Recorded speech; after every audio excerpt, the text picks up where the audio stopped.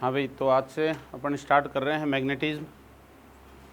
तो मैग्नेटिज्म में आपने कुछ बातें आप पहले से जानते हो, जैसे कि चार्ज क्यू है वो अपने सराउंडिंग में क्या जनरेट करता है, इलेक्ट्रिक फील्ड जनरेट करता है। और कोई दूसरा चार्ज इसके पास में लेकर के आते हैं तो वो क्या करता है, इलेक्ट्रोस्टैटिक फोर्स एक्सपीरियंस करता है। तो फोर्स एक्सपीरियंस करने के लिए मिनिमम रिक्वायरमेंट क्या है, क्या होना चाहिए, फील्ड फोर्स हो, दो चीज़ों के बीच में इंटरेक्शन होकर के फोर्स लग रहा हो, फील्ड फोर्स हो, दूरी से आने वाले फोर्सेज हों, तो उनको लगने के लिए सबसे पहली चीज़ होनी क्या आवश्यक है, जो दूरी से लग रहे हैं फोर्सेज उनके लिए। तो उनके लिए पहली चीज़ की रिक्वायरमेंट है कि कम से कम कितने फील्ड होने चाहिए, 2 फील्ड होने चाहिए, कम से कम 2 फील्ड होने चाहिए। और दोनों फील्ड कैसे होने चाहिए, एक जैसे होने चाहिए, एक जैसे होने चाहिए। जैसे ये क्यू चार्ज है, इसके पास में m मास लाओगे तो कोई फोर्स लगेगा क्या। अब वो बात अलग है कि क्यों बिना मास के नहीं आ सकता, इस गहराई में मत जाना, ठीक है ना। लेकिन चार्ज की वजह से मास पे और मास की वजह से चार्ज पे तो कोई फोर्स नहीं लगेगा। तो कोई एक और चार्ज लेकर के आओगे तो क्या होगा, ये वाला इस पे फोर्स लगाएगा, ये इस पे लगाएगा, इंटरेक्शन हो जाएगा, क्योंकि इसने भी अपना फील्ड बनाया है और इसने भी अपना फील्ड बनाया है। और दोनों फील्ड कैसे हैं, एक जैसे हैं, इलेक्ट्रिक फील्ड है दोनों। मैं यहाँ पे एक और मास ले आऊँ तो m1, तो ये मास ने ग्रेविटेशनल फील्ड बनाया, इसने अपना ग्रेविटेशनल फील्ड बनाया है, दोनों में फिर से क्या लगेगा, फोर्स लगेगा, लगेगा कि नहीं। तो फोर्स लगने की शर्त यही है कि कम से कम 2 फील्ड होने चाहिए। खुद का खुद पे नहीं लगाता कभी भी कि खुद ने इलेक्ट्रिक फील्ड बना लिया और खुद ही लगा देगा अपने ऊपर, ठीक है। कम से कम 2 फील्ड होने चाहिए और दोनों फील्ड कैसे होने चाहिए, एक जैसे होने चाहिए। ये क्लियर सी बात है, ठीक है। अब एक बात हम पढ़े हैं कि चार्ज जो है रेस्ट में जब होता है तो अपने सराउंडिंग में क्या करता है, इलेक्ट्रिक फील्ड जनरेट करता है। और जब मूव करता है, तो फर्स्ट चैप्टर में पढ़े थे अपन, मूव करता है तो क्या करता है, मैग्नेटिक फील्ड जनरेट करता है। अरे कोई चार्ज मूव करता है तो मैग्नेटिक फील्ड जनरेट करता है। और एक्सेलरेटेड होता है तो कांस्टेंट वेलोसिटी में मूव करेगा तो मैग्नेटिक फील्ड, और एक्सेलरेटेड होता है तो इलेक्ट्रिक फील्ड और मैग्नेटिक फील्ड तो करता ही करता है, उसके साथ में क्या करेगा, इलेक्ट्रोमैग्नेटिक वेव भी जनरेट करता है। वो अपन लास्ट चैप्टर पढ़ेंगे फिजिक्स का फर्स्ट का, ठीक है। तो ये सब व्यवहार ये दिखाता है। तो लिखिए इसके अंदर कि a moving charge particle, a moving charge particle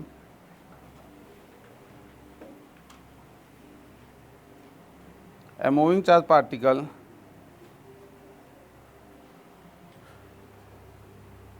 creates a field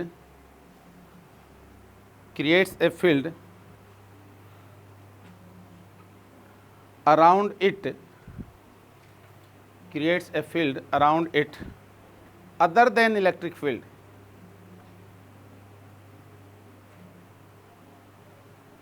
other than electric field,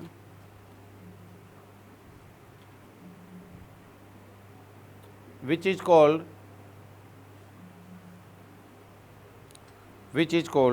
magnetic field,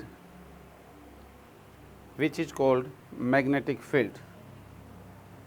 bracket में लिख दो होस्ट। अरे होस्ट, इलेक्ट्रिक फील्ड भी तो होस्ट था, उसमें गेस्ट आएगा, एक्टिविटी करेगा अपनी, है ना, host.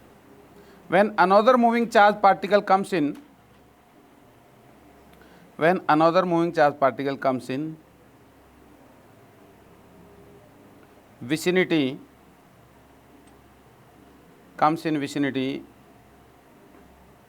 it experiences a magnetic force, it experiences a magnetic force in this magnetic field, in this magnetic field, bracket में लिख दो गेस्ट, गेस्ट।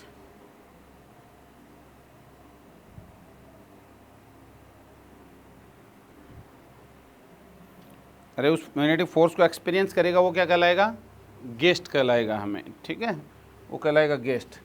जैसे ये कोई m मास का चार्ज पार्टिकल लेकर के आए हम, ये क्या करेगा अपने चारों ओर यहाँ किसी पॉइंट पे, इलेक्ट्रिक फील्ड कितना बनाएगा, 0, मैग्नेटिक फील्ड भी नहीं बनाएगा। और इलेक्ट्रिक फील्ड मैग्नेटिक फील्ड दोनों क्या होने वाले हैं, इसकी वजह से 0 होने वाले हैं। तो यहाँ पे हम कोई m मास का पार्टिकल लेकर के आए, ये अपने ऊपर फोर्स एक्सपीरियंस करेगा क्या, इसके ऊपर इलेक्ट्रिक फोर्स भी क्या हो जाएगा, 0, और मैग्नेटिक फोर्स भी क्या हो जाएगा, 0 हो जाएगा। होगा कि नहीं बोलो, दूसरा लेकर के आए हम m मास और चार्ज q का पार्टिकल लेके आए, इस पे फोर्स लगेगा क्या? इस पे भी नहीं लगेगा, इलेक्ट्रिक भी जीरो रहेगा और मैग्नेटिक भी क्या रहने वाला है? जीरो रहने वाला। क्यों? क्योंकि इधर से कुछ फील्ड ही नहीं आ रहा। तो इनका इसका तो फील्ड हो गया। अब कौन सा फील्ड जनरेट कर दिया इसने? इलेक्ट्रिक फील्ड, लेकिन उसका नहीं आ रहा कुछ भी, ठीक है, तो कुछ नहीं होगा। तीसरा, हम m मास का पार्टिकल है, q चार्ज और वो मूव भी कर रहा है विद सम स्पीड v। अब क्या होगा? अब क्या होगा? इलेक्ट्रिक फोर्स क्या होगा और मैग्नेटिक? अबे जीरो ही रहेंगे। ये आया ही नहीं है, ये आया ही नहीं, होस्ट ने खाना लगाया ही नहीं, खाने वाले आ गए। अरे ये कौन है? गेस्ट। होस्ट ने खाना लगाया ही नहीं है, कुछ क्रिएट ही नहीं किया है, तो खाएंगे क्या आने वाले? अरे नहीं हो पाएगा ना एक्टिविटी पूरा। दूसरी चीज़ क्या है कि m मास है, चार्ज q है, ये क्या करेगा? किसी पॉइंट पे इलेक्ट्रिक फील्ड जनरेट करेगा, नॉन जीरो होगा, करेगा ना। लेकिन मैग्नेटिक फील्ड क्या होगा? मैग्नेटिक फील्ड तो नहीं होगा, मैग्नेटिक फील्ड नहीं होगा। तो खाना खाने वाले आए, नंबर 1 आदमी आया m मास का, तो उसने क्या क्या करेगा? वो इलेक्ट्रिक फील्ड भी जीरो, मैग्नेटिक फील्ड भी क्या करेगा? जीरो। भगवान ने 3 तरह के आदमी बनाए, एक बिना मुंह का बनाया जिसके मुंह ही नहीं था, एक वेजिटेरियन बनाया, एक नॉन वेजिटेरियन बनाया। 3 तरह के आदमी बनाए। तो बिना मुंह वाला तो खा ही नहीं पाएगा, आएगा बना हुआ है, बुफे लगा हुआ है, तो भी नहीं खा पाएगा। अरे समझ गए? तो इस पे तो इलेक्ट्रिक मैग्नेटिक फील्ड जीरो रहेंगे। लेकिन ये वाला m मास चार्ज q वाला क्या करेगा? ये वेजिटेरियन है, तो ये वेजिटेरियन खाना खाएगा आराम से, कोई दिक्कत नहीं है, लगा हुआ भी वेजिटेरियन ही है। तो क्या होगा? इलेक्ट्रिक फील्ड क्या होगा? जीरो। मैग्नेटिक फील्ड क्या होगा? सॉरी, इलेक्ट्रिक फील्ड होगा नॉन जीरो, मैग्नेटिक फील्ड क्या होगा? जीरो। क्लियर है बात? ये है बात। और तीसरा आया कौन? m मास चार्ज q, और ये क्या कर रहा है? मूव भी कर रहा है v स्पीड से, v स्पीड से। ये कैसा है? Non vegetarian. नॉन वेजिटेरियन क्या खाता है? अरे वेज और नॉन वेज दोनों खाता है, दोनों खाता है नॉन वेजिटेरियन। तो ये वेज भी खाएगा, नॉन वेज भी खाएगा, मतलब इलेक्ट्रिक फील्ड भी एक्सपीरियंस करेगा और मैग्नेटिक फील्ड भी एक्सपीरियंस करेगा। क्लियर है बात? अब होस्ट ने क्या किया? सब ओ ये हाँ, खाने वाला था ये, बिल्कुल सही बात है। अरे ये खा तो सकता है, लगाया ही नहीं है इसके लिए, बेचारे के लिए। ये खा सकता है, लगाया ही नहीं है, ये देखो बुफे में नहीं है। अब क्या करे बेचारा, है ना? वेजिटेरियन से संतुष्ट होना पड़ेगा, ठीक है। अब तीसरी स्थिति क्या है? लो, अब की बार सब लगा दिए बुफे में, वेजिटेरियन भी है और नॉन वेज भी है, वेज और नॉन वेज दोनों खाने लगाए गए हैं। इलेक्ट्रिक फील्ड भी प्रेजेंट है और मैग्नेटिक फील्ड, अरे इलेक्ट्रिक फील्ड वेज और मैग्नेटिक फील्ड नॉन वेज मान रहे हैं, दोनों तरह के खाने लगा रखे हैं। तो दोनों तरह के खाने लगा रखे हैं, इसका मतलब ये आया बिना मुंह का आदमी है, कुछ नहीं कर पाएगा, कुछ नहीं खा पाएगा, मैग्नेटिक फील्ड भी जीरो और इलेक्ट्रिक फील्ड भी जीरो। दूसरा, ये क्या करने वाला है? ये कैसा खाता है? ये वेजिटेरियन है, वेज खा लेगा अपना, तो इलेक्ट्रिक फोर्स तो क्या हो जाएगा? नॉन जीरो, और मैग्नेटिक क्या हो जाएगा? जीरो। और तीसरी तरह का आया, वो क्या करेगा? अरे वो तो नॉन वेजिटेरियन है, वो दोनों तरह के खानों का लुत्फ उठाएगा। एफ ई भी जीरो नहीं होगा और एफ बी भी जीरो नहीं होगा। क्लियर है? किसी तरह का डाउट इस बात में नहीं है? तो इस तरह से फोर्सेस को एक्सपीरियंस करेंगे। नोट कर दो इसको फटाफट। मतलब मूविंग चार्ज पे फोर्स लगाएगा तो वो मैग्नेटिक फोर्स भी होगा वहाँ, क्योंकि मूविंग चार्ज क्या करता है? मैग्नेटिक फील्ड जनरेट करता है, और उस मैग्नेटिक फील्ड में दूसरा मूविंग चार्ज आएगा तो वो भी मैग्नेटिक फील्ड अपना जनरेट कर रहा है, तो 2 फील्ड हो गए, और 2 फील्ड होते ही क्या आएगा? फोर्स आएगा, सेम नेचर के होंगे। तो ये भी लिख के रख लेना बात अपने पास में कहीं, कि to generate force minimum 2 fields are required and both must be of same nature. लिख लो नोट डाल के, to generate field force, to generate field force there must be, to generate field force there must be minimum 2 fields present and both must be of same nature.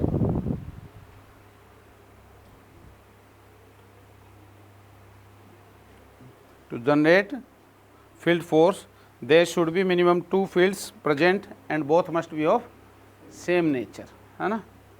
कम से कम 2 होनी चाहिए और दोनों nature कैसी होनी चाहिए, सेम। इलेक्ट्रिक का तो इलेक्ट्रिक फील्ड होना चाहिए, मैग्नेटिक का तो मैग्नेटिक फील्ड होना चाहिए।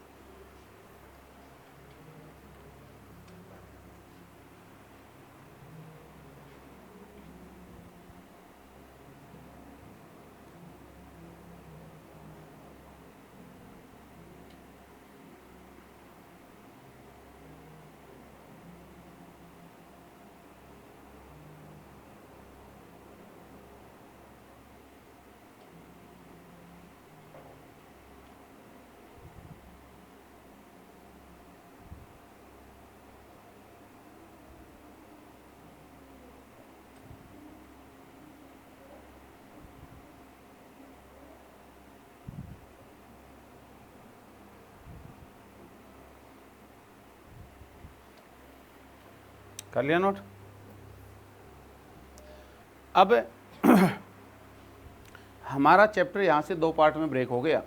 कौन कौन से पार्ट हो गए? तो 2 पार्ट कौन कौन से हो गए? एक होस्ट एनालिसिस और एक गेस्ट एनालिसिस। मूविंग चार्ज जो है मैग्नेटिक फील्ड बनाएगा, वो क्या है? Host analysis. और दूसरा है कि मैग्नेटिक फील्ड बन गया, उसमें कोई मूविंग चार्ज या गेस्ट आएगा, वो क्या क्या तरह से फोर्स एक्सपीरियंस करेगा, क्या क्या तरह से मोशन करेगा, वो सारी स्टडी करेंगे। वो क्या हो गया? Guest analysis. तो गेस्ट एनालिसिस जब हम करेंगे तो हमें होस्ट एनालिसिस से मतलब नहीं है, और होस्ट एनालिसिस करेंगे तो गेस्ट से मतलब नहीं है। जैसे इलेक्ट्रिक फील्ड में किया था ना हमने कि अलग अलग चीज़ों की, स्पेयर की वजह से, वायर की वजह से, सिलेंडर की वजह से, सब की वजह से इलेक्ट्रिक फील्ड निकाल लिया, रिंग फिंग की वजह से, है ना, डिस्क की वजह से। वो तो क्या था? Host analysis. और उसमें कोई चार्ज पार्टिकल आएगा तो वो क्या हो गया? Guest analysis. तो यहाँ अपन इस चैप्टर में पहले क्या पढ़ते हैं? Guest analysis. HCV में भी ऐसे ही दिया हुआ है चैप्टर बुक में। पहले पढ़ेंगे हम गेस्ट एनालिसिस। और गेस्ट एनालिसिस में क्या मान के चलेंगे? गेस्ट एनालिसिस पढ़ेंगे पहले। गेस्ट एनालिसिस का मतलब क्या है कि मैग्नेटिक फील्ड में कोई चार्ज पार्टिकल मोशन करेगा तो उसकी मोशन किस तरह से होने वाली है। तो हम कहेंगे माना बी बन गया, माना बी बन गया। किसने बनाया?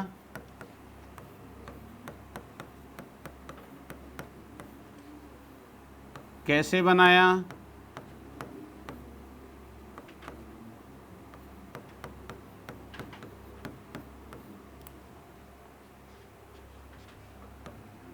कितना बनाया?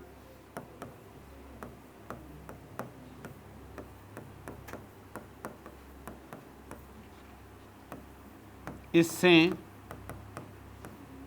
मतलब नहीं है।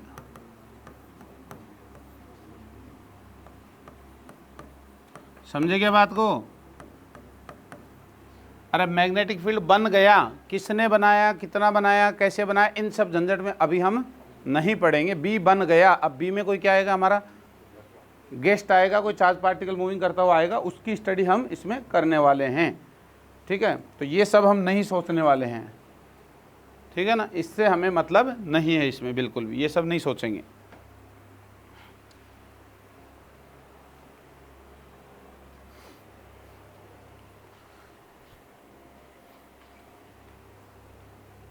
तो एक चीज पढ़नी है, उससे पहले हमें लोरेंज फोर्स,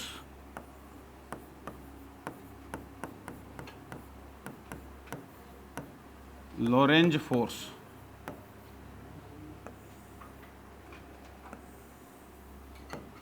लोरेंज फोर्स।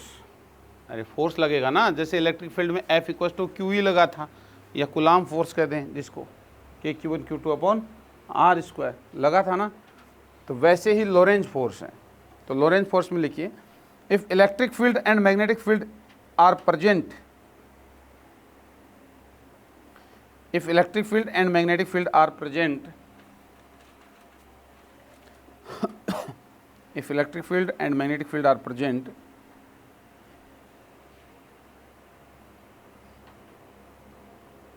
किसने बनाई? भाड़ में जाए किसने बनाई, हमें मतलब लिख दो ब्रैकेट में, किसने बनाई भाड़ में जाए, हमें मतलब नहीं है अभी, ठीक है ना उस चीज़ पे।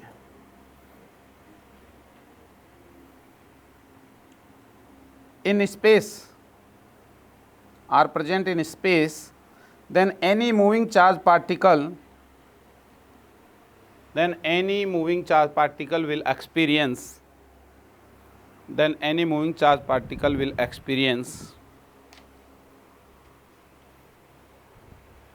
a fundamental force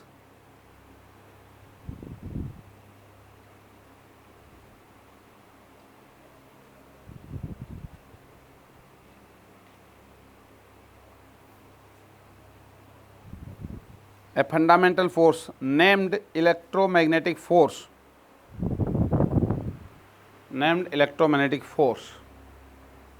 which is also known as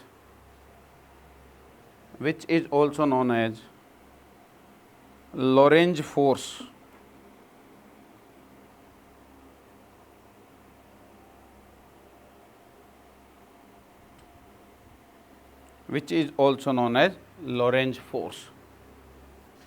तो लोरेंज फोर्स क्या है भैया, F vector equals to E vector plus B vector. मतलब क्या है, ऐसे लिखा मैंने कि इलेक्ट्रिक फील्ड पहले से प्रेजेंट है और मैग्नेटिक फील्ड भी पहले से प्रेजेंट है। क्लियर है? किसने बनाई, भाड़ में जाए, हमें नहीं मतलब किसने बनाई है, हम जहाँ मौजूद हैं कमरे में घुसे तो वहाँ इलेक्ट्रिक फील्ड और मैग्नेटिक फील्ड मिले हमें, ठीक है। अब इस इलेक्ट्रिक फील्ड और मैग्नेटिक फील्ड के अंदर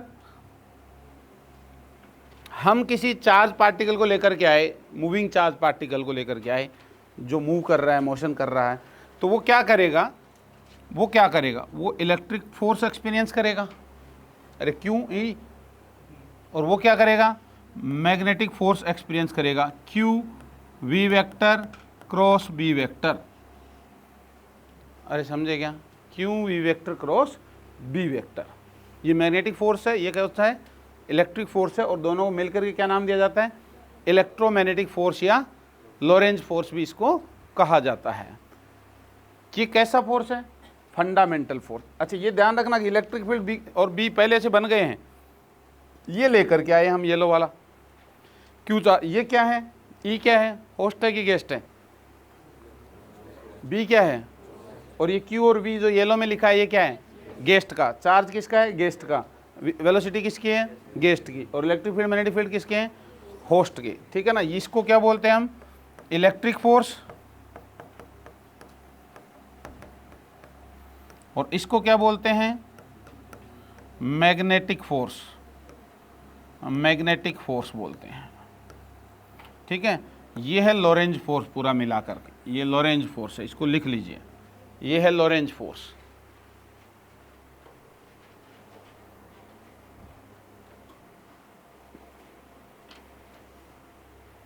Lorentz force f e vector है इलेक्ट्रिक फोर्स, और ये वाला क्या बोलेंगे, f M vector magnetic force vector.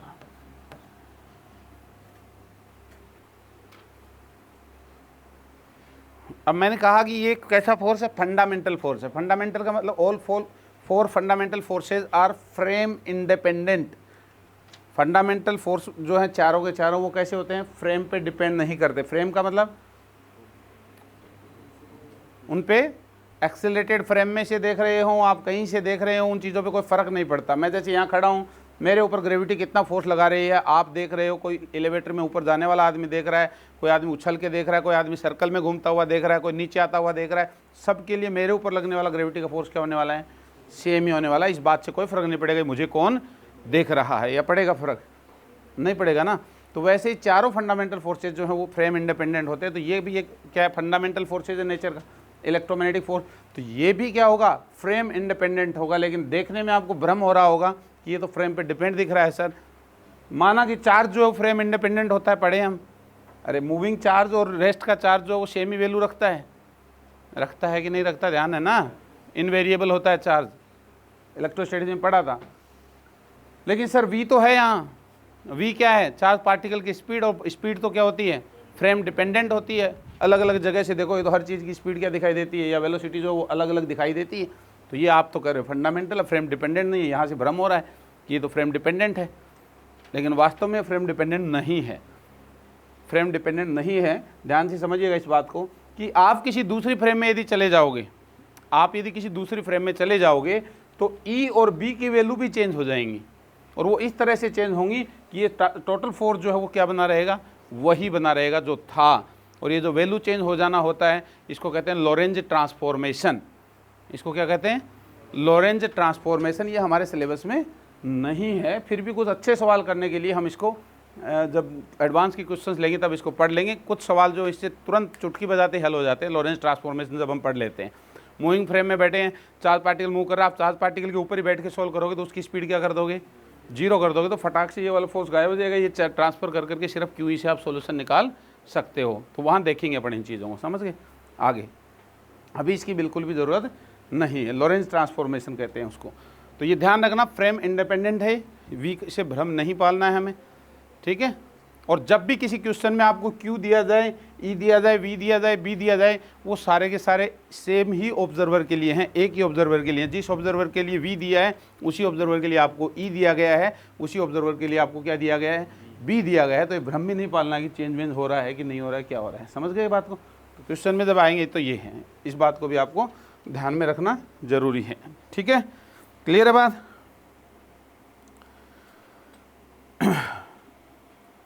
तो उस समय अलग अलग फ्रेम में जाओगे तो ई वी बी सारे बदल जाएंगे।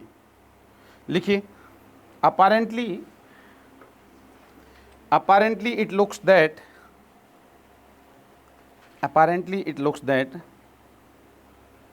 force depends on frame, but force and charge does not depend on frame.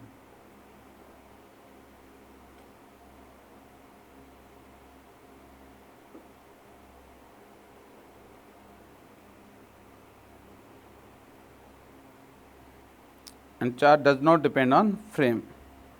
Force and charge does not depend on frame. ठीक है। तो ई भी जो भी दी होगी, जो भी वेलोसिटी दी होगी, हम वही मान के क्या कर लेंगे, सोल्व कर लेंगे, और फ्रेम चेंज नहीं करेंगे सवाल सोल्व करते समय, ठीक है ना। क्योंकि फ्रेम चेंज करते ही तो लफड़ा हो जाएगा, आपको ई और बी को भी चेंज करना पड़ेगा फिर उस समय। ये है, ध्यान रखना है। अच्छा, मैग्नेटिक फील्ड का यूनिट बता दो यहाँ से,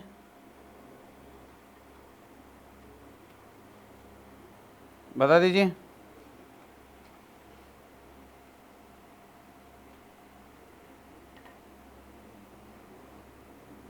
यूनिट बताइए।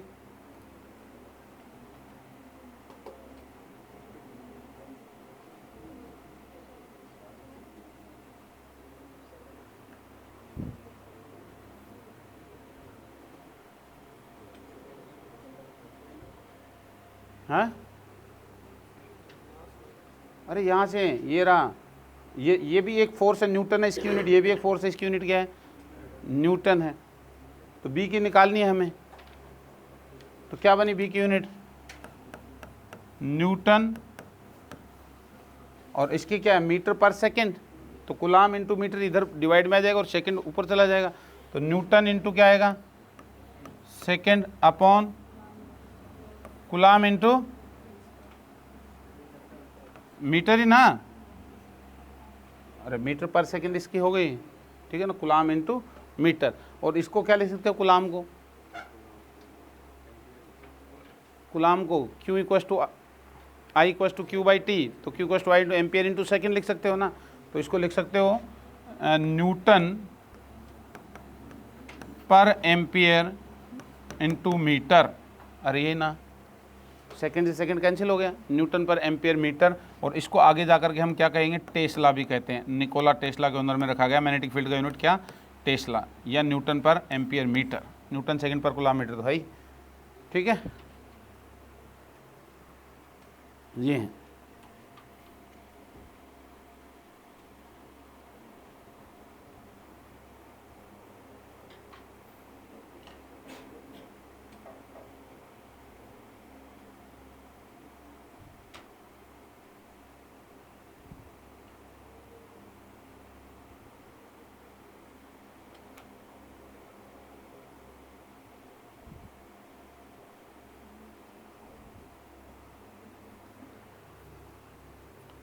चले आगे। तो अब हम देखते हैं सिर्फ किसको, मैग्नेटिक फोर्स को देखते हैं एक बार। F M vector equals to, बताइए क्या, Q into V vector cross B vector. इसको देख के क्या समझ में आ रहा है कि इस फोर्स की डायरेक्शन किधर है भाई, इस फोर्स की डायरेक्शन किधर है, वी और बी के प्लेन की क्या है, परपेंडिकुलर। ऑलवेज वेलोसिटी के क्या है, परपेंडिकुलर है, और ऑलवेज वेलोसिटी के परपेंडिकुलर है, तो इसकी पावर क्या होगी, पावर क्या होगी इस फोर्स की, अरे P equals to f dot v, तो एफ वी कोस 90, अरे ऑलवेज परपेंडिकुलर है तो एफ वी कोस 90 की वैल्यू क्या हो जाएगी, 0 होगी। अरे होगी कि नहीं। तो ये पावरलेस फोर्स है, ये फोर्स कोई पावर डिलीवर नहीं करता है, और पावर डिलीवर नहीं करता है इसका मतलब ये कोई वर्क, अरे P इक्वल्स टू डी डब्ल्यू बाई डी टी, तो P नहीं है तो डी डब्ल्यू क्या हो गया, 0। तो ये फोर्स जो कोई वर्क नहीं करता है, और ये वर्क नहीं करता है तो हमारे लिए एक अच्छी बात हो गई, हमारा सिलेबस थोड़ा कम हो गया। अब हमें वर्क नहीं करता है तो पोटेंशियल एनर्जी, पोटेंशियल वगैरह पढ़ने का झंझट खत्म हो गया, जो हमने इलेक्ट्रिक फील्ड में पढ़ना पड़ा था, इलेक्ट्रोस्टैटिक्स में पढ़ना पड़ा था। अब यहाँ इलेक्ट्रिक पोटेंशियल जैसी और इलेक्ट्रिक पोटेंशियल एनर्जी जैसी हम कोई बातें नहीं करेंगे, क्योंकि ये वर्क ही नहीं करता है। तो पोटेंशियल तो वर्क होता है ना, पोटेंशियल एनर्जी तो वर्क से आती है ना, स्टोर होता है, तो वो तो है ही नहीं सारी चीज़ें, तो वो हमें पढ़ने की ज़रूरत नहीं पड़ेगी। तो इस चैप्टर में काम क्या रहेगा, आसान रहेगा, बजाय वहाँ वो सब पार्ट हट गया पोटेंशियल एनर्जी वाला। अरे काम तो वैसा ही है, ये भी एक नया फोर्स इंट्रोड्यूस हुआ, वहाँ भी एक नया फोर्स इंट्रोड्यूस हुआ था इलेक्ट्रोस्टैटिक्स में, तो वो पार्ट कम हो गया इसका, समझ गए बात को, ये है। तो ये कोई जो है वो वर्क नहीं करता है। अब कई बुक्स में लिखा रहता है कि ये इलेक्ट्रिक करंट पे वर्क करता है, चार्ज पे नहीं करता, चार्ज पार्टिकल पे नहीं, ऐसा कुछ नहीं है। अब करंट भी तो करंट ही है, करंट भी तो rate of flow of charge ही है। तो ये देख देख के लगता है कि इंटेलिजेंस से कि इस पे लगूंगा, इस पे नहीं लगूंगा, ये तो जैसा है वैसा ही है, तो वहाँ नहीं लगता है। वो ठीक है, आंसर आ जाता है, वो एक भ्रम है, आंसर सही आ जाता है, वो एक भ्रम है अपने आप में। जैसे मैं चल रहा हूँ तो मेरे ऊपर इलेक्ट्रोस्टैटिक फोर्स लग रहा है क्या, अरे ये सॉरी ये स्टैटिक फ्रिक्शन लग रहा है क्या,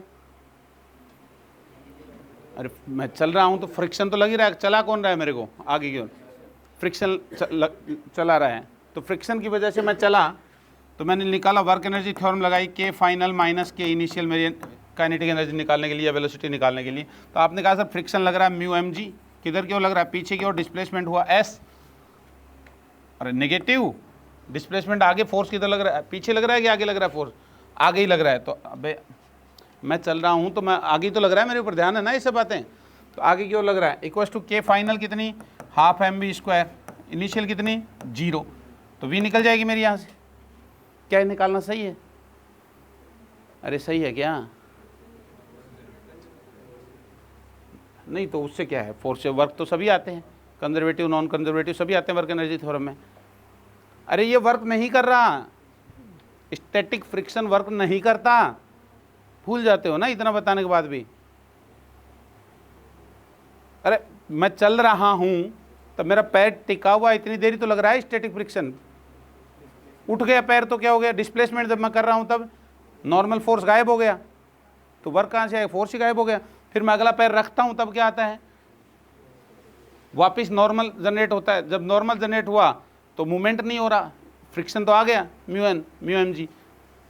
अरे समझ में आ रही है बात, तो वो वर्क नहीं करता है, तो हमने इससे निकाला आंसर तो आ गया। जबकि अब मैं वहाँ से निकालूँ इसको, एक्सीलरेशन कितना आएगा फोर्स की वजह से, A equals to mu M G by, अरे फोर्स तो लग रहा है ना मेरे ऊपर, तो मैं चल तो फोर्स की वजह से ही रहा हूँ, तो मैं इक्वेशंस ऑफ मोशन से कैलकुलेट करूँ तो net force divided by mass, तो कितना म्यू जी का एक्सेलरेशन है, म्यू जी का एक्सेलरेशन, तो मेरी वेलोसिटी कितनी हो जाएगी, कौन सी इक्वेशन लगाऊँ, एस दूरी चलने पे, तो v square equals to u square मेरा 0 है, plus 2 two mu g into s, अरे तो v इक्वल्स टू क्या आया, √2 म्यू जी एस, आया कि नहीं आया, यहाँ से चेक करें तो क्या आएगा, देखो चेक करो, v equals to √2 mu g s. Answer तो सेम ही आ रहा है ना दोनों तरीकों से, लेकिन ये सही है क्या, it is absolutely wrong method, नहीं कर सकते, वर्क नहीं कर रहा है भाई, आंसर सही आ रहा है, तो आंसर सही आने मतलब सही तरीका थोड़ी हो गया। आंसर तो अभी कैपेसिटर में मैंने आपको बताया था, लास्ट सवाल कहा रहा है, मैंने कहा था तरीका गलत है, बताया था ना। और यहाँ भी ये देखो, यहाँ ये सही तरीका है, इस वजह से तो मैं मूव कर रहा हूँ, तो ये मेरी वेलोसिटी निकालने का सही तरीका है। तो ठीक ऐसे जब हम कहें कि चार्ज पार्टिकल जो है वो पावरलेस है, तो वो है ही, वो करंट पे भी कोई काम नहीं करने वाला है मैग्नेटिक फोर्स, और चार्ज पार्टिकल पे भी कोई काम नहीं करने वाला है मैग्नेटिक फोर्स। अरे समझ गए क्या? कैसा होता है मैग्नेटिक फील्ड? मैग्नेटिक फोर्स जो होता है वो कैसा होता है? पावरलेस होता है, उसके पास में कोई पावर नहीं होती है। क्लियर है बात, या कोई डाउट है इस बात में? तो लिखिए, the force is always perpendicular to velocity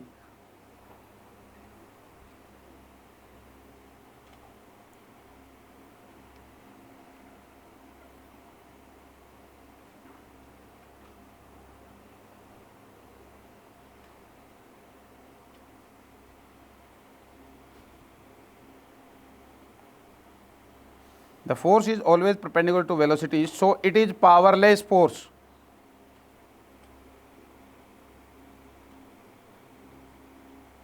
So it is powerless force, cannot do any work.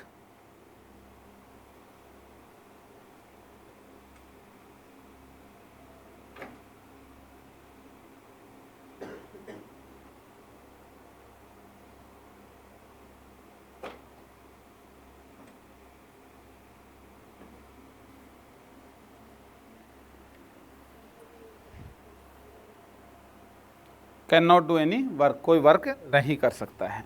Clear बात है? कोई दिक्कत इसमें? ये फोर्स जो कोई वर्क नहीं कर सकता है। अब इसी फोर्स में आप आगे एनालिसिस करो तो क्या है? अच्छा ये बताओ कि सर्कल में जब घूमने लग जाए तो कितना वर्क करेगा?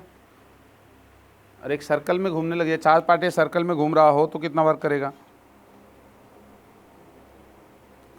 क्लोज पाथ में, और क्लोज पाथ में वर्क डन कितना आएगा? जीरो ही आएगा। कैसे पाथ में हो, भाषा से क्या कंफ्यूज हो रहे हो? करेगा ही नहीं वर्क तो जीरो ही आएगा। तो क्लोज पाथ में भी क्या देगा? जीरो। अब आप कहोगे सर ये कंजर्वेटिव है कि नॉन कंजर्वेटिव फोर्स है? तो मैग्नेटिक फोर्स जो कैसा फोर्स है? कंजर्वेटिव फोर्स है। मैग्नेटिक फोर्स कैसा है? कंजर्वेटिव। कंजर्वेटिव फोर्स है तो पाथ क्या होना चाहिए? इंडिपेंडेंट होना चाहिए। तो पाथ इंडिपेंडेंट ही है, जीरो ही है। आप किसी पाथ पे चले जाओ, है ही नहीं, तो अपने आप ही क्या हो गया? ये कंजर्वेटिव हो गया। लेकिन मैग्नेटिक फील्ड जो कंजर्वेटिव नहीं है, आगे पढ़ेंगे अभी अपन इसी चैप्टर में, ठीक है। मैग्नेटिक फील्ड जो कंजर्वेटिव नहीं है, मैग्नेटिक फोर्स कैसा है? कंजर्वेटिव फोर्स है, ठीक है। ये आपको ध्यान रखना है। तो लिखिए, this force can only change. अब इसमें एक नई चीज आ जाएगी, क्या? फोर्स किधर लग रहा है? ऑलवेज परपेंडिकुलर टू वेलोसिटी लग रहा है। तो ऑलवेज परपेंडिकुलर टू वेलोसिटी लग रहा है तो कौन सा एक्सीलरेशन प्रोवाइड करवाएगा? ये an देगा ना। अरे नॉर्मल एक्सीलरेशन देगा, और an आएगा तो कौन सी मोशन होगी? सर्कुलर मोशन होगी। कभी भी चार्ज पार्टिकल को मैग्नेटिक फील्ड में छोड़ोगे तो सर्कल में ही घूमेगा, क्योंकि वो कहीं भी चल रहा है तो फोर्स तो उसके क्या है? परपेंडिकुलर है। तो वो क्या करेगा? इसको सर्कल में घुमाएगा ना, ऑलवेज परपेंडिकुलर रहेगा। समझ गए बात को? तो वो सर्कल में इसको घुमाएगा। तो लिखिए, the force can only change the direction. वो डायरेक्शन बदलेगा बस, स्पीड में कोई चेंज नहीं कर सकता, क्योंकि वर्क नहीं कर रहा है, पावरलेस है।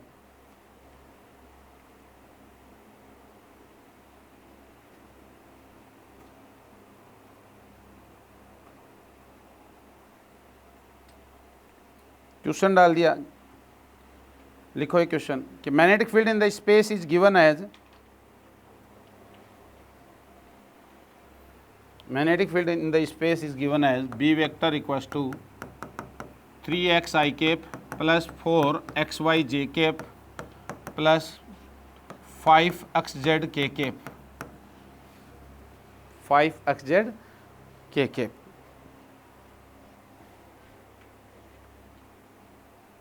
It is released from 0, a, 0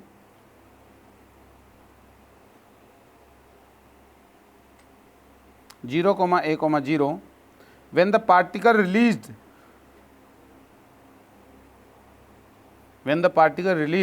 it moves in helicoidal path, HELI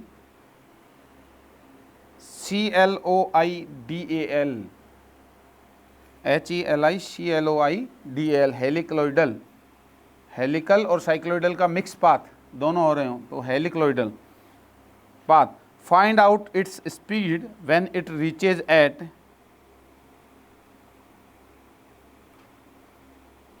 when it reaches at x, y, z,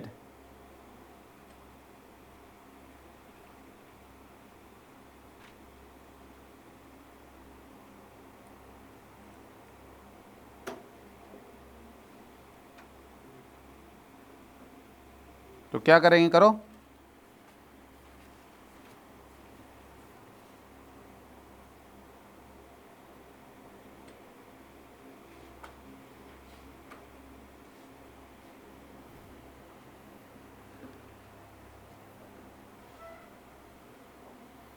क्या पूछा है आपसे, स्पीड पूछा है ना। और जब भी स्पीड का जिक्र हो तो क्या दिमाग में आता है आपके, आता है कि नहीं आता, कुंद तो थोड़ी हो गया दिमाग, क्या दिमाग में आता है, वर्क एनर्जी थ्योरम दिमाग में आती है। तो वर्क एनर्जी थ्योरम लगाइए, कौन कौन से फोर्सेज प्रेजेंट हैं, ग्रेविटी प्रेजेंट है और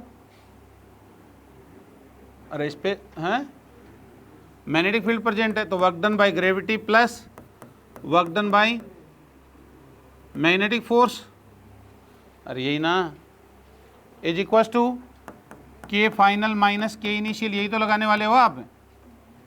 और हमें पता है कि मैग्नेटिक फील्ड का वर्क डन क्या होने वाला है, हमेशा जीरो। तो ये मैग्नेटिक फील्ड हमारे किसी काम का नहीं, कितने बड़ा इक्वेशन बना के दे दे कंफ्यूज करने के लिए, है क्या कोई काम का, कुछ ही बना के दे दे, चाहिए कोई मतलब ही नहीं है।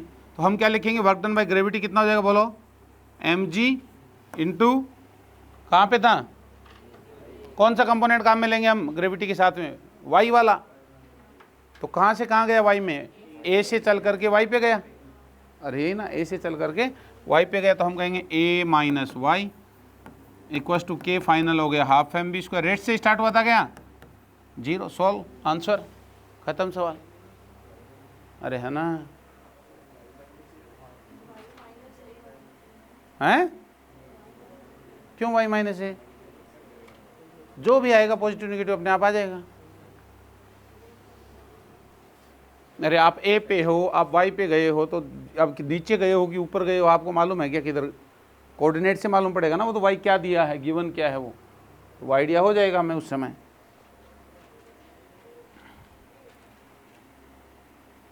ठीक है, अरे रिलीज्ड बोला है ना वर्ड, वैसे भी तो नीचे गए होंगे ना, रिलीज किया है तो मैग्नेटिक फील्ड तो काम कर नहीं रहा है, काम ग्रेविटी कर रहा है, नीचे ले गया होगा ना वो अपने साथ, स्पीड नीचे की ओर बढ़ाई होगी ना।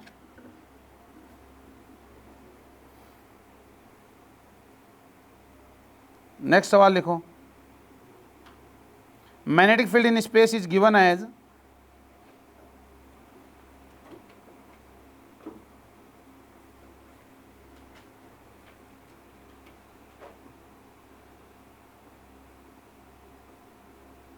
magnetic field in the space is given as, अरे कुछ भी लिख लो, b vector equals to e power x log sin x i cap plus integration of e power sin x upon log x into j cap into d x into j cap plus integration of, या कैसे भी कुछ भी लिख लो, 5 sine x log 10x j cap. अरे कुछ भी फंक्शन लिख लो, उठ पटांग, क्या फ़र्क पड़ रहा है, के कैप लगा दो, क्या लगा दिया मैंने, जी लगा दिया, के कैप, ठीक है। पार्टिकल इज थ्रोन, ऐसे लगना चाहिए तुम बड़े बड़े सवाल सोल्व कर रहे हो, खुद अपना फंक्शन बना के लिखो कुछ भी। A particle is thrown with speed v equals to 10 metre per second from origin along 5 i cap plus 6 J cap plus 7 K cap, 5 i cap plus 6 J cap plus 7 K cap. Find out distance travelled in 10 second.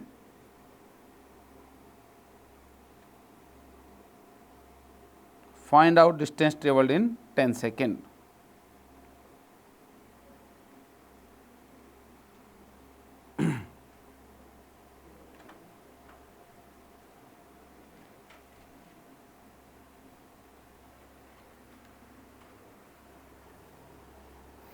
बताइए क्या आएगा?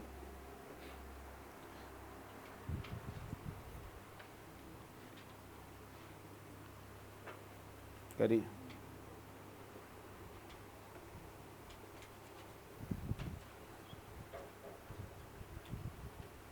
हो रहा है किसी का?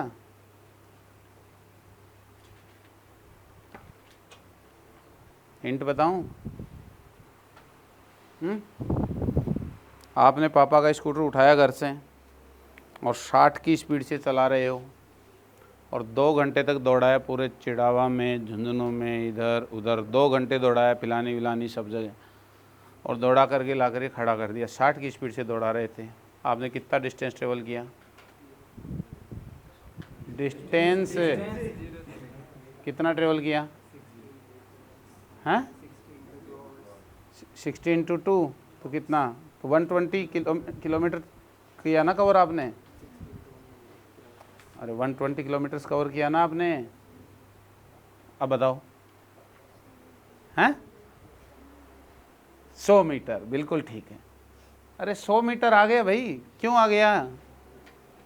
क्योंकि magnetic force तो वर्क करता ही नहीं है। स्कूटर दौड़ रहा है, किस स्पीड से दौड़ रहा है? 10 की स्पीड से। अब वो किधर ही जाए, रास्ता के भाड़ में, रास्ते से मतलब है क्या? आपने ये बताया था कि मैंने कि पिलानी झुंझुनू कैसे कैसे किस रास्ते पे दौड़ा है? आपने बता दिया कि सर 120 किलोमीटर चला है। तो 10 की स्पीड से चल रहा है, 10 की स्पीड से चलेगा, स्पीड तो बदलेगा नहीं, वर्क नहीं करता। अब किसी रास्ते पे दौड़ा है, वो सर्कल में घुमाए फुमाए, हेलिक्लोइडल, साइक्लोइडल, फाइक्लोइडल, किसी में घुमाए चाहे, डिस्टेंस ट्रेवल 10 सेकंड में कितने करने वाला है? 10 × 10 100 की करेगा। अरे क्लियर है? दिखने में बड़ा बड़ा लगता है कि सवाल है बड़ा सा, तो कितना? 100 आंसर आ गया। अरे आ गया ना? क्लियर है बात? अब फोर्स की बात कर लेते हैं इसकी वापिस से एक थोड़ी सी। एफ वेक्टर इक्वल टू है Q × V vector cross B vector. ध्यान दीजिए इधर। पहले बताओ मेरे को राइट हैंड रूल लगाना आता है क्या? आपको चाहिएगा ना इसमें? जिसको राइट हैंड रूल लगाना आता है उसका चैप्टर खत्म यही, और जिसको नहीं आता है उसका भी यही खत्म। हाँ ठीक है, तो नहीं आता हुआ अभी बात कर लेना, क्योंकि यही एक फोर्स है, इसी से खेलना है। बाकी तो सब मैकेनिक्स लगती रहेगी। एक नया फोर्स आ गया, बस ये इंट्रोड्यूस हो गया है, ये लगाना आता है, इसे डायरेक्शन फाइक्शन आ रही है, तो आपको सारा खत्म हो गया है कि नहीं? यही तो एक नया फोर्स आया है। तो डायरेक्शन किधर होगी? V × B होगी। V और B के प्लेन के परपेंडिकुलर होगी। मतलब राइट हैंड को क्या करेंगे? V की डायरेक्शन में करेंगे और किधर की ओर घुमा देंगे? B की ओर घुमा देंगे। तो परपेंडिकुलर डायरेक्शन में इन दोनों प्लेन के परपेंडिकुलर थंब क्या बताएगा? फोर्स की डायरेक्शन बताएगा। अरे क्लियर है? पक्का? तो आप मेरे को बताइए कि छुट्टी हुई आपकी और आप घर गए, तो गेट के ऊपर सामने से इलेक्ट्रॉन आता हुआ दिखा आपको अपनी ओर, इलेक्ट्रॉन अपनी ओर आता हुआ दिखा, और मैग्नेटिक फील्ड है बाईं ओर, मैग्नेटिक फील्ड दाएं से बाईं ओर है आपकी, ठीक है, दाएं से बाईं ओर है। तो बताइए मैग्नेटिक फोर्स की डायरेक्शन किधर होगी? दाएं से बाएं आपके सामने मैग्नेटिक फील्ड, तो बताइए इलेक्ट्रॉन सामने से आता हुआ दिखा आपको,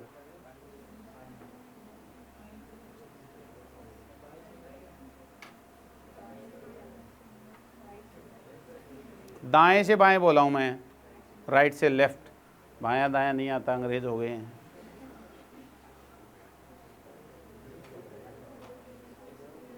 किधर आएगी डायरेक्शन?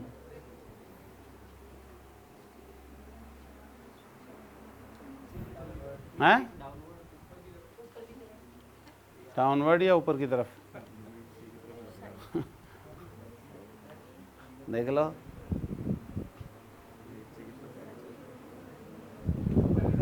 हैं? इलेक्ट्रॉन है बेटा, डायरेक्शन को उल्टी कर लो। नेगेटिव चार्ज है ना, तो जो आ रहा है उससे उल्टी आएगी ना। अरे क्यू विद साइन रखेंगे ना यहाँ, तो V × B की जो डायरेक्शन है उसको उल्टा कर लो। अबे तो घर पे ही जाना जरूरी थोड़ा, गेट पे, इस गेट पे खड़े हो जाओ, यहाँ सोच लो, यहाँ सोच लो। अपने अपने घर पे पहुंच गए ना सारे। यहाँ इस गेट में एंटर हुए, सामने से इलेक्ट्रॉन आ रहा है तो वेलोसिटी डायरेक्शन ये हो गई, तो वेलोसिटी डायरेक्शन इधर हो गई, मैग्नेटिक फील्ड की तरफ राइट से लेफ्ट उधर की तरफ, तो v क्रॉस b, तो v इधर करनी पड़ेगी ना मेरे को फिंगर, और इधर से इधर घुमाऊंगा तो डायरेक्शन किधर आई, डाउनवर्ड। अरे v किधर है मेरा, उधर, और v से b किधर है, उधर से मैं आ रहा हूँ तो ये मेरा राइट हो गया, उधर लेफ्ट हो जाएगा, उधर से आ रहा हूँ तो यूँ घुमाऊंगा तो नीचे, और चूंकि वो इलेक्ट्रॉन है इसलिए फोर्स किधर आएगा, ऊपर, अपवर्ड डायरेक्शन में आएगा, अपवर्ड डायरेक्शन में आएगा। अरे आएगा कि नहीं आएगा, कर लोगे क्या, अरे कर लोगे, चलो बताओ, एक और बताओ मेरे को। इलेक्ट्रॉन जो है वो साउथ से नॉर्थ की ओर जा रहा है, साउथ से नॉर्थ की ओर इलेक्ट्रॉन जा रहा है, और ईस्ट से वेस्ट की ओर मैग्नेटिक फील्ड है, बताओ फोर्स किधर लगेगा। साउथ से नॉर्थ की ओर इलेक्ट्रॉन जा रहा है, ईस्ट से वेस्ट की ओर मैग्नेटिक फील्ड है, फोर्स किधर लगेगा। हाथ चला लो, अपना ही हाथ है, नहीं तो वहां भी नहीं चलेगा। किधर होगी बे डायरेक्शन, हैं? अबे साउथ किधर है पहले ये बताओ, इधर है साउथ। तेरा घर नहीं मिलेगा साउथ में, उधर जाने लग जाएगा, नॉर्थ में ढूंढने जाएगा तो। हाँ क्या पीछे देखें तो, नोटबुक में बना साउथ की तरह, रियल में साउथ की तरह है।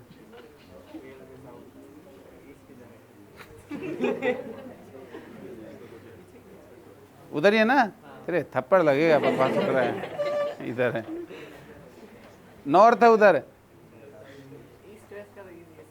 तुम्हें मतलब तुम कहीं भटक जाओगे, किसी को बताओगे किधर है मेरा घर तो तुम तो गड़बड़ कर दोगे।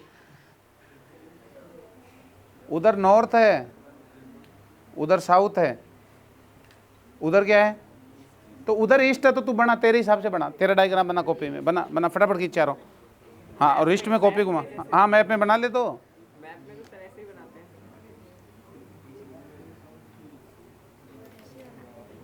अब देखें ईस्ट सूर्य उधर उगता है ना, तो अब देख किधर आया, नॉर्थ, तो फिर हाँ अब बताओ, बड़ा लोचा, मैप सिखाना पड़ता है पहले। अब बताओ साउथ से नॉर्थ की तरफ इलेक्ट्रॉन जा रहा है, तो बताओ डायरेक्शन बताओ मेरे को फटाफट, किधर आएगी, अरे जल्दी, डाउनवर्ड आएगी पक्का। अरे साउथ से नॉर्थ की तरफ, ये साउथ है इधर, इधर से नॉर्थ की तरफ, इधर इलेक्ट्रॉन जा रहा है, उधर जा रहा है, और मैग्नेटिक फील्ड ईस्ट से वेस्ट है, तो v क्रॉस b किया, ऊपर आया, चूंकि इलेक्ट्रॉन है इसलिए क्या आएगा, नीचे आएगा। ये आ रहा है क्या सबको लगाना, क्लियर है, नहीं तो देख लो चैप्टर ख़त्म है, आ रहा है तो भी ख़त्म है और नहीं आ रहा है तो भी ख़त्म है। देख लेना इसको, बात को अभी पूछ लेना, चुपचाप से आजू बाजू वाले पूछ के सीख लेना, नहीं भी आ रहा है तो, ठीक है ना। राइट हैंड की फिंगर्स किधर करनी है, फर्स्ट वेक्टर की तरफ करनी है, और फिर सेकंड की ओर घुमानी है। थंब अपने आप क्या बताएगा, डायरेक्शन बताएगा फोर्स की। इलेक्ट्रॉन है नेगेटिव चार्ज है तो उसकी क्या हो जाएगा, अपोजिट हो जाएगा, जो डायरेक्शन आएगी उसकी। क्लियर है बात, है ये है बात। चलो लिखो, we can find out the direction of force, we can find out the direction of force by right hand rule.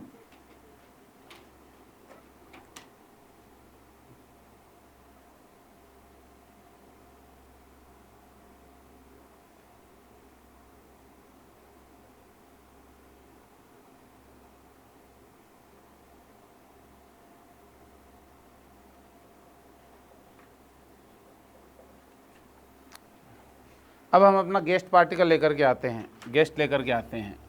उसमें केस 1 क्या है, केस 1 है मैग्नेटिक फील्ड तो प्रेजेंट है, बी वेक्टर क्या है भैया आपके पास में, नॉन जीरो है, प्रेजेंट है बी वेक्टर, ठीक है, या कांस्टेंट ले लोगे, b is given to you, b vector is constant. Constant का मतलब यूनिफॉर्म मैग्नेटिक फील्ड है, उसके अंदर आप एम मास को और क्यू चार्ज वाले पार्टिकल को लेकर के आए, स्पीड उसकी जीरो ला के रख दिया, क्या होगा, क्या होगा, कुछ नहीं होगा, नथिंग विल हैपन। अरे खाना कैसा है, नॉन वेज, ये कैसा खाता है, वेज, खाएगा ही नहीं, अरे नहीं ना। Case second, B vector is constant,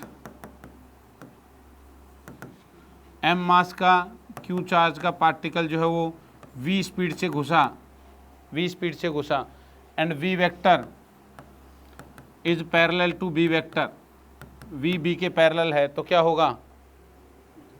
अरे यूनिफॉर्म मैग्नेटिक फील्ड है ऐसे। Uniform magnetic field, uniform field का मतलब क्या होता है? Equi distant parallel lines. Equi distant क्यों? क्योंकि डेंसिटी कम ज़्यादा हो जाएगी तो क्या हो जाएगा?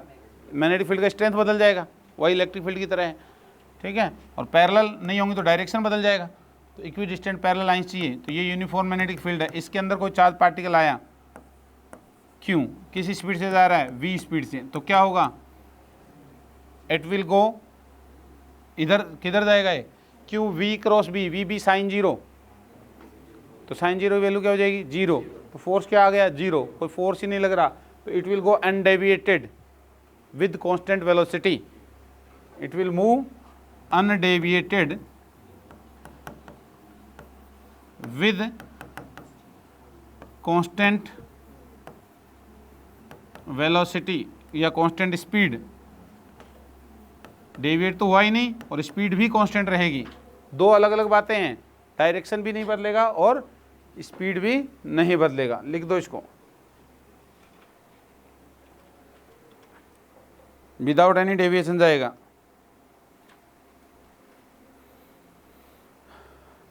केस थर्ड लिख लिया? लिखो लिखो।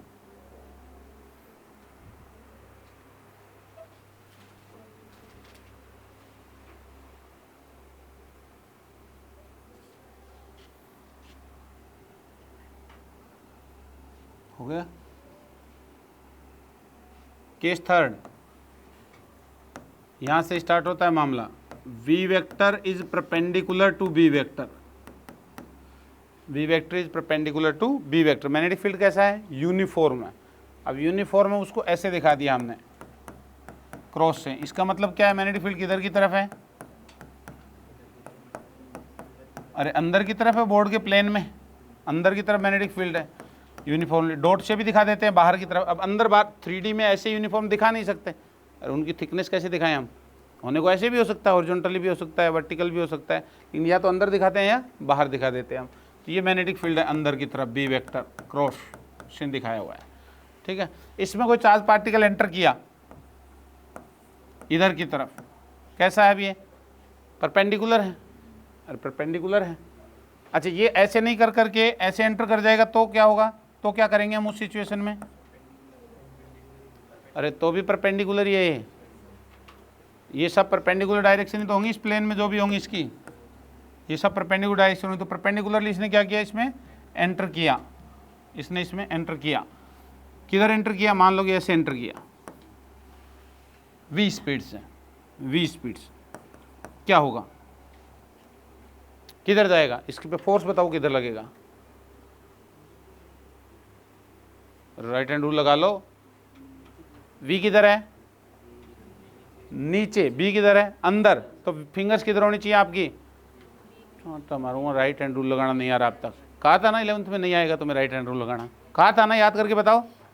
अरे कहा था ना कि 12th पास कर लेते हैं तब भी नहीं आता बच्चों को, और वही हो रहा है। देख लो अब तुम्हारी फिंगर्स किधर जा रही हैं। अबे नीचे करो, क्या ऐसे ऐसे कर रहे हो? नीचे करो फिंगर्स को, नीचे नीचे यूँ करो, पहले हाथ को नीचे, हो गया ना। और किधर घुमाना है? बी की ओर, अंदर। ऐसे क्यों कर रहे हो इसको? तो ऐसे रखो इसको, ऐसे ही रखना है। ऐसे करके ऐसे घुमाओगे तो उधर कर दोगे अलग ही तरीके से। ये है नीचे, और यहां से घुमानी है, यहां से। अरे समझ गए? वर्टिकल से घुमानी है ऐसे नीचे से। तो किधर आया? इधर राइट साइड में आया ना इस पे फोर्स। यो फिंगर रख करके ये वी की तरफ और बी की तरफ घुमा दिया, ठीक है। तो कितना आया? इधर आएगा फोर्स, अरे मैग्नेटिक फोर्स इधर आएगा। तो ये परपेंडिकुलर है, क्या करेगा? इसको सर्कल में घुमाएगा यहाँ से, तो ये सर्कल में घुमाएगा। फिर क्या होगा? यहाँ आ गया तो ये वेलोसिटी है। फोर्स बताओ, फटाफट बताओ। v क्रॉस b लगाओ राइट हैंड रूल। अरे फिंगर्स उधर करनी है ना, अब राइट हैंड फिंगर उधर, b अंदर है तो ऊपर। अरे कम से कम अभी सीख लो, नहीं आया तो। ये ऊपर लगा, फिर क्या करेगा, ये सर्कल में घूमेगा, घूमेगा ना। यहां आया तो बताओ, v ऊपर की तरफ है, b किधर लगेगा, फोर्स किधर लगेगा, v क्रॉस b, तो v क्रॉस b अंदर, फिर क्या करेगा, ये यहां आएगा, यहां बताओ डायरेक्शन इधर, ये v वेक्टर, अरे बड़ा बड़ा दिखाओ भाई, स्पीड नहीं बढ़ गई है, वेक्टर, ये v vector, magnetic field force किधर आएगा, नीचे आ रहा है, अरे इधर v क्रॉस b क्रॉस नीचे की तरफ, तो ये ऐसे एक सर्कल बनाएगा। क्लियर है बात, ये क्या करेगा, ऐसे एक सर्कल बनाएगा। अब जब दुनिया में कोई चीज़ सर्कुलर पाथ में मूव करेगी तो क्या होगा, सेंट्रीपिटल फोर्स चाहिए होगा, तो सेंट्रीपिटल नॉर्मल एक्सेलरेशन चाहिए होगा ना उसके लिए, तो हम क्या कहेंगे, मैग्नेटिक फोर्स जो है वो नॉर्मल एक्सेलरेशन प्रोवाइड करवाएगा, m into a n, m into a n. तो मैग्नेटिक फोर्स कितना लगेगा भैया, q v b sine theta sine 90, अरे एनी टाइम वी और बी के बीच एंगल 90 का बना हुआ है, 1 होगी value, equals to m into a n, कितना है नॉर्मल एक्सेलरेशन, और constant relation v square upon r, r क्या है, इस सर्कुलर पाथ की रेडियस है, सर्कल में घूमने के लिए इतना फोर्स चाहिए होगा ना। तो हमने निकाला r, तो v से v कैंसिल, तो r इक्वल्स टू क्या आ गया, m v upon Q b, ये एक बढ़िया रिलेशन आता है यहाँ, r equals to m b upon Q b. इसी को क्या लिखा जा सकता है, और क्या लिख सकते हैं हम, एम बी को क्या लिख सकते हैं, p upon Q b, p क्या है मोमेंटम, p है मोमेंटम, और p को क्या लिखा जा सकता है, √2m टाइम्स काइनेटिक एनर्जी, अरे ध्यान है ये, √2m times kinetic energy divided by q b, अरे लिख सकते हैं, क्लियर है।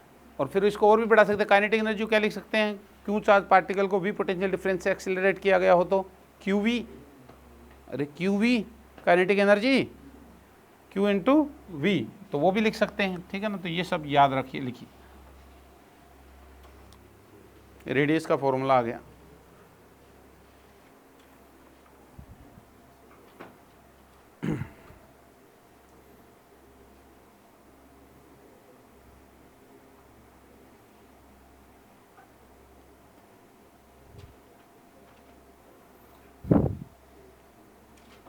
टाइम पीरियड कितना आएगा इसमें, टाइम पीरियड कितना आएगा,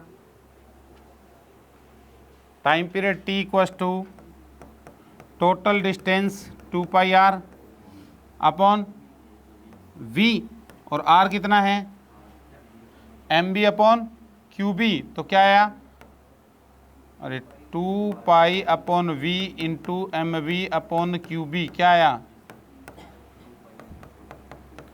2 pi m upon Q b. Velocity पे डिपेंड है क्या, रेडियस पे डिपेंड है क्या, अरे क्या रेडियस होगी उस पर डिपेंड है क्या, मास फिक्स है चार्ज पार्टिकल का, चार्ज फिक्स है, और ये मैं m नीचे ले आऊँ तो q बाई एम को स्पेसिफिक चार्ज भी बोलते हैं, अरे वर्ड ध्यान है, स्पेसिफिक चार्ज बोलते हैं q बाई एम को, तो ये q बाई एम चार्ज के लिए फिक्स है, और b यूनिफॉर्म है ही, बाहर से दिया हुआ है, तो ये तो किसने बनाया, बाहर में जाए, हमें क्या मतलब है किसने बनाया, है बता रखा है, ठीक है ना।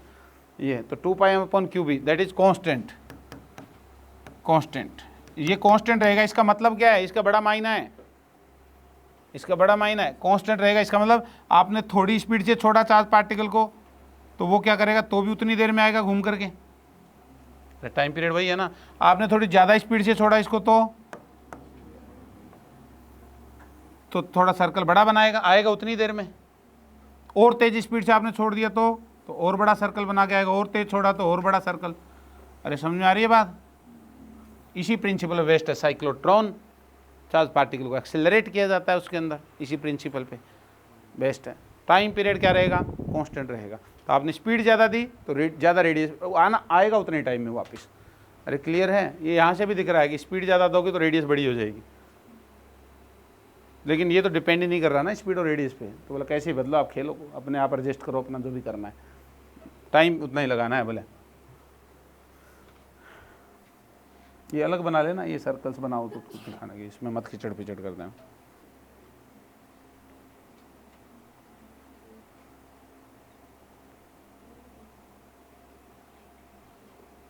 तो ये दो फॉर्मूले, इन पे सवाल करते हैं।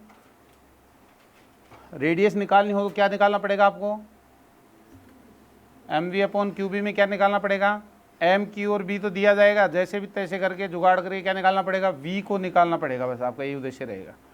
समझ गए। सवाल लिखिए, सवाल लिखिए। यहाँ से सवाल पूछना शुरू करेंगे। जो आप अभी तक तो ये फालतू की चीज़ें कर रहे थे अपन, मतलब समझने के हिसाब से रियल सवाल अब शुरू हैं। लिखिए proton comma alpha particle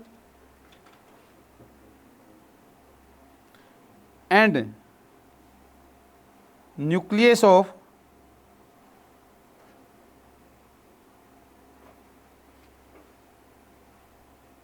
deuterium. मतलब क्या है रे, ड्यूटेरियम का क्या मतलब है, प्रोटॉन न्यूट्रॉन कितने कितने वो बताओ, टरकाओ मत। कितने प्रोटॉन कितने न्यूट्रॉन हैं ड्यूटेरियम में,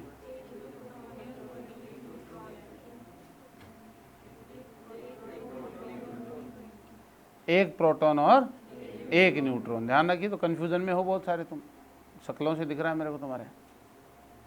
ठीक है। Are thrown perpendicularly, are thrown perpendicularly फेंकते, मतलब ये वाले कॉन्सेप्ट पे आ गए अपन। Are thrown perpendicularly in a magnetic field,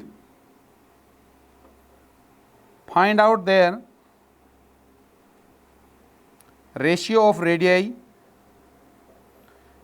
radii, comma time period,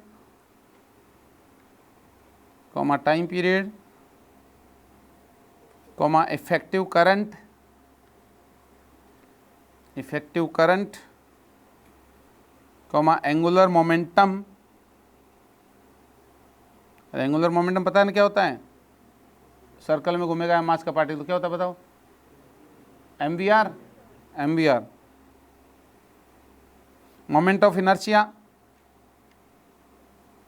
क्या होता है moment of inertia, M R square. Frequency of oscillation in following cases,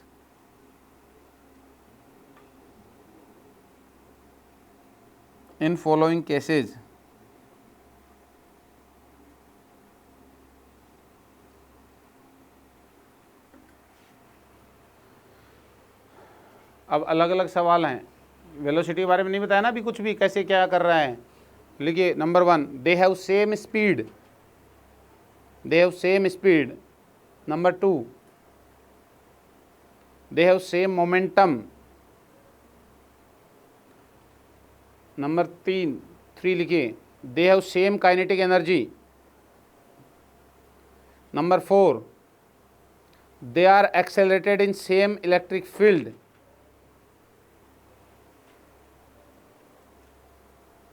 They are accelerated in same electric field for same distance from rest before entering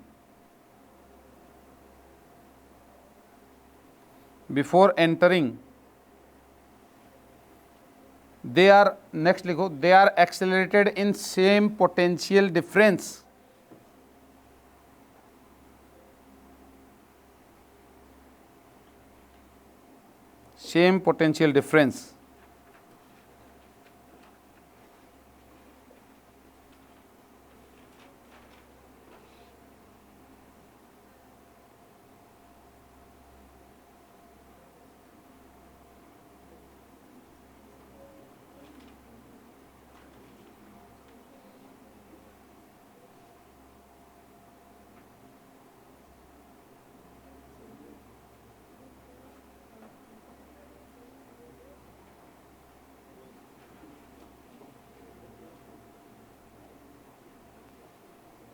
जितने सवाल possible थे सब बता दिए मैंने।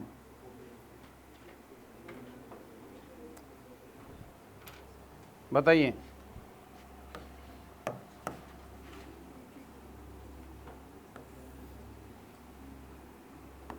प्रोटॉन, अल्फा, ड्यूटेरियम, अरे यही थे ना।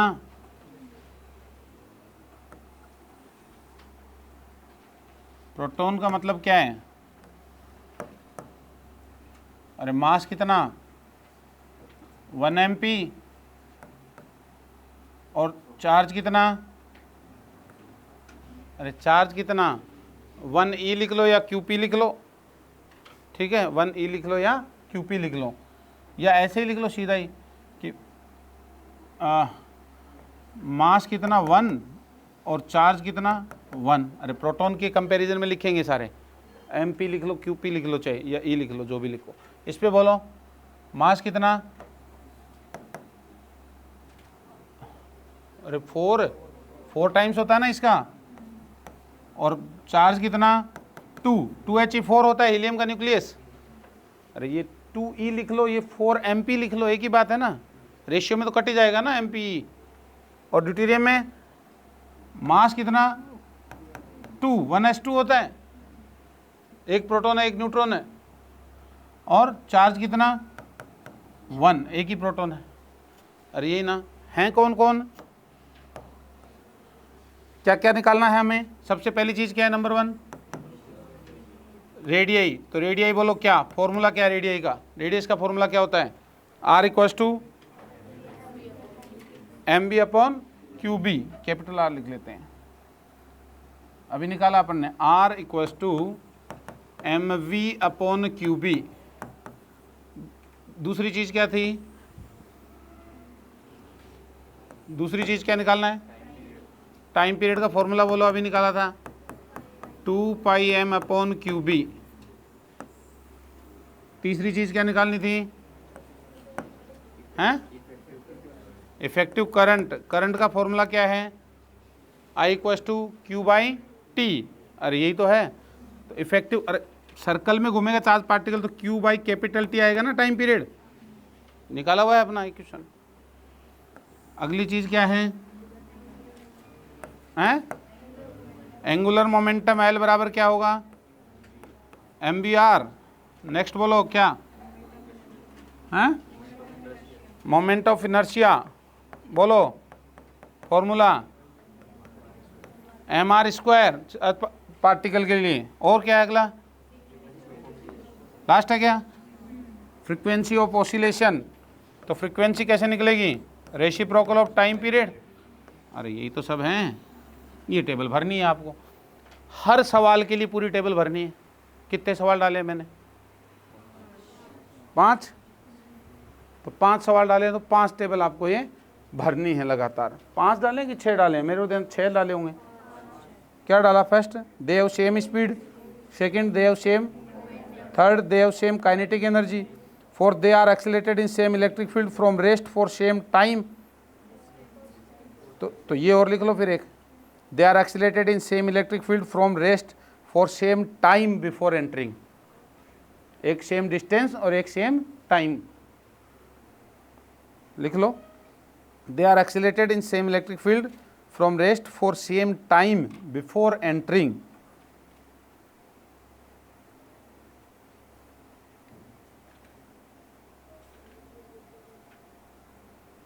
तो क्या करेंगे बताइए?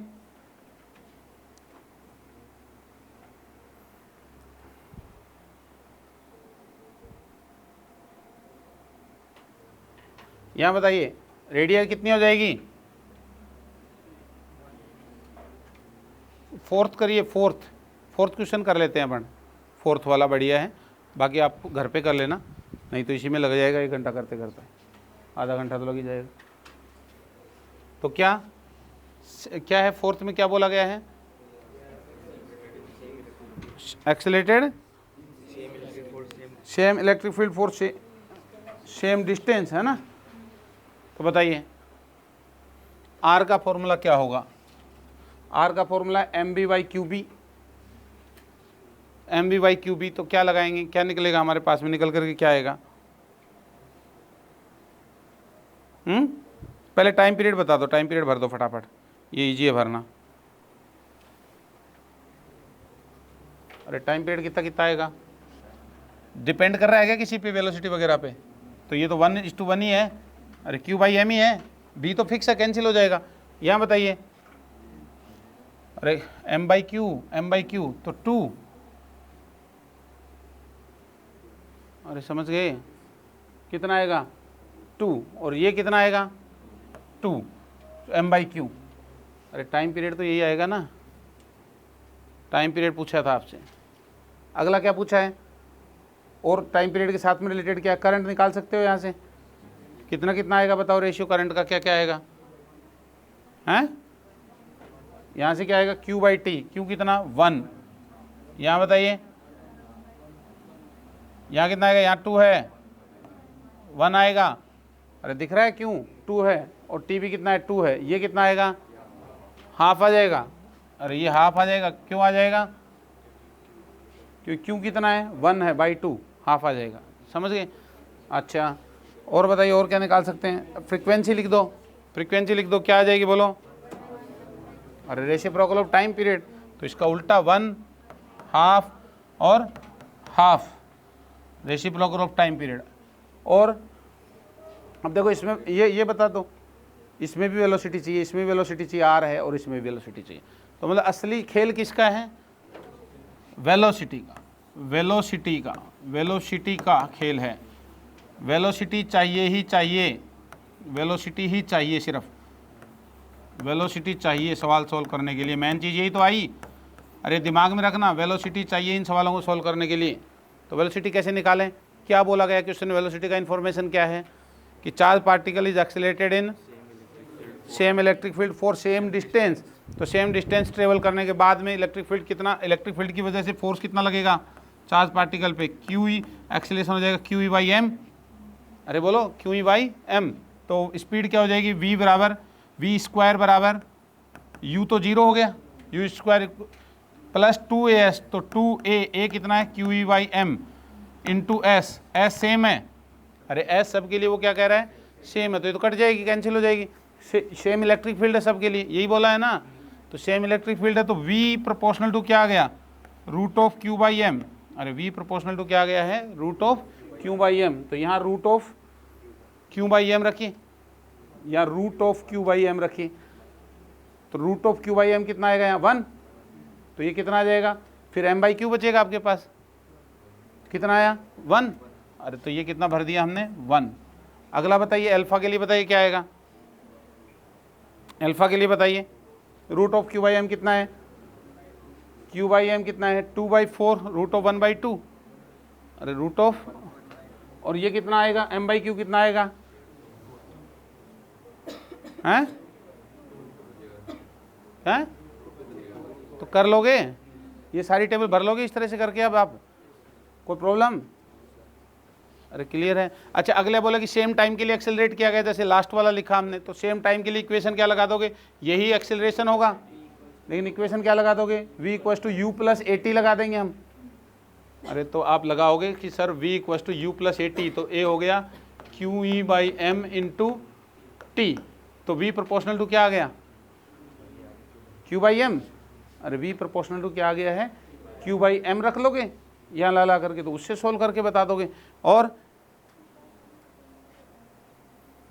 अरे और क्या करोगे, और क्या था क्वेश्चन, कौन सा था, सेम पोटेंशियल वाला, तो सेम पोटेंशियल वाले में क्या करोगे,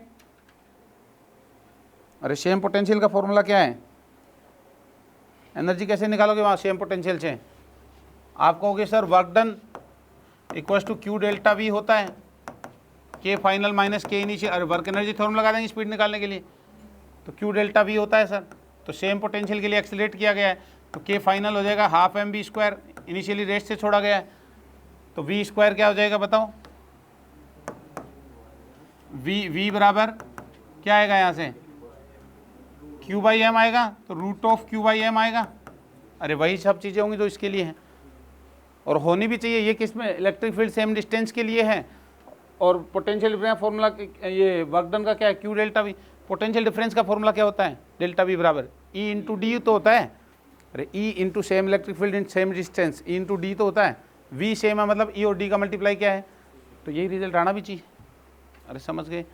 कर लोगे? ये भर के लाओगे सारी? कितनी? 6 टेबल बना के लाओगे कल, चेक करूँगा मैं ध्यान से समझ करके, ठीक है? तो आज इतना ही लेते हैं। Thank you.